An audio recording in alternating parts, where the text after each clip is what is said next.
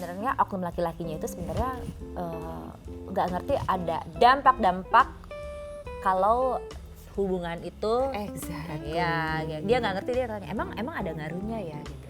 Emang Padahal, kenapa sih? Udah iya, biasa kenapa? maksa sih ya. Ya mungkin harus dicerahkan ya Mbak Zoya nih.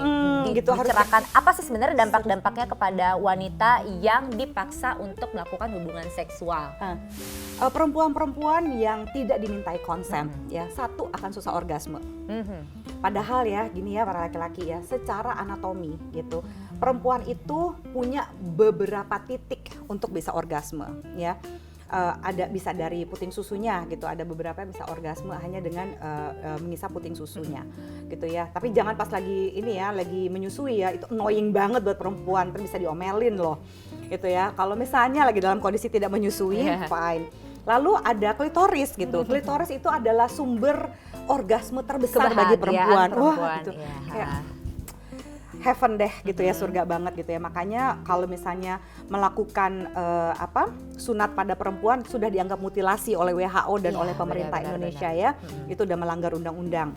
Karena mengurangi tingkat kenikmatan. Iyalah gitu. Iya, masa laki-laki aja ya yang boleh gitu, masa perempuan. Aku juga pernah baca sih buku True Story itu di perempuan Afrika. Kenapa pada banyak akhirnya? banget. Iya, di sana kan parah banget, lebih parah gitu. Bener-bener dimutilasinya iya kan? Dan dijahit, dan katanya biar perempuan itu, karena sebenarnya gini, katanya tingkat pemerkosaan di sana tinggi, harusnya kan laki-lakinya kan yang di rem gitu kan, kenapa harus perempuannya yang nggak boleh gitu. Korbannya yang direm ya gitu ya. Padahal kenapa sih, bagaimana mencegah pemerkosaan? Jangan jadi pemerkosa kan gitu, sesimpel itu. Gitu. Benar. Terus udah gitu abis klitoris ada G-spot gitu ya, kan G-spot yang ditemukan oleh Grafenberg gitu ya. Makanya namanya G-spot, kalau yang nemuin Zoya Amirin Z-spot kali ya. Gitu. Nah itu ada 3 spot dan lebih luar biasanya lagi gitu ya. Si klitoris ini gitu ya, itu kan yang keluar itu sebesar biji ya jagung atau ya biji kacang hijau lah. Tapi sistem syaraf yang ada di situ itu ada 2 kali lipat dibandingkan kepala penis.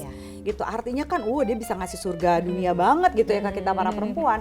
Nah, karena perempuan yang bisa menikmati seks itu, dan kalau dalam dunia patriarki perempuan masih dianggap sebagai sumber maksiat, perempuan nggak boleh menikmati seksualitasnya kan, jadilah dimutilasi gitu.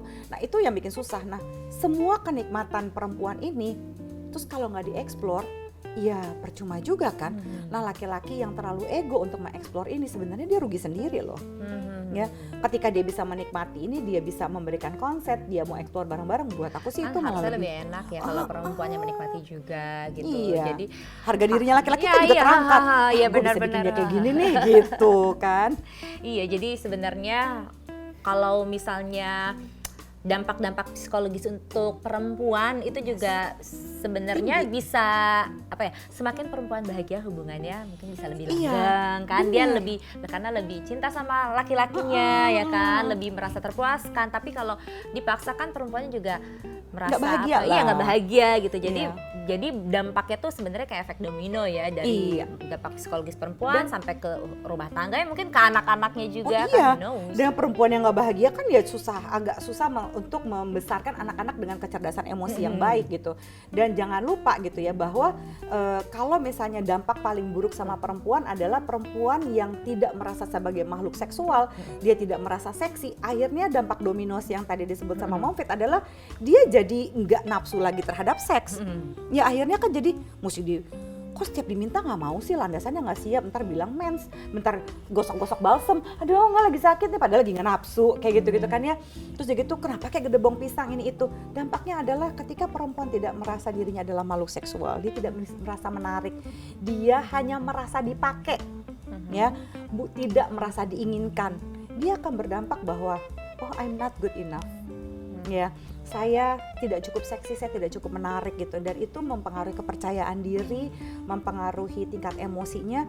Ya bagaimana mau timbal balik, padahal yang paling enak kan seks yang timbal balik ya, yang sama-sama mau gitu ya, terus sama-sama explore gitu ya, atau bahkan kalau istilah saya tuh sexploration gitu.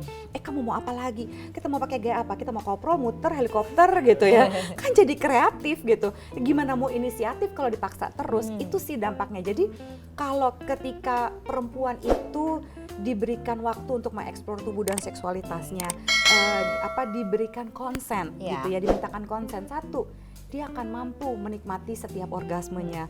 Dia tidak akan malu-malu lagi untuk mengeksplor tubuh dan seksualitasnya.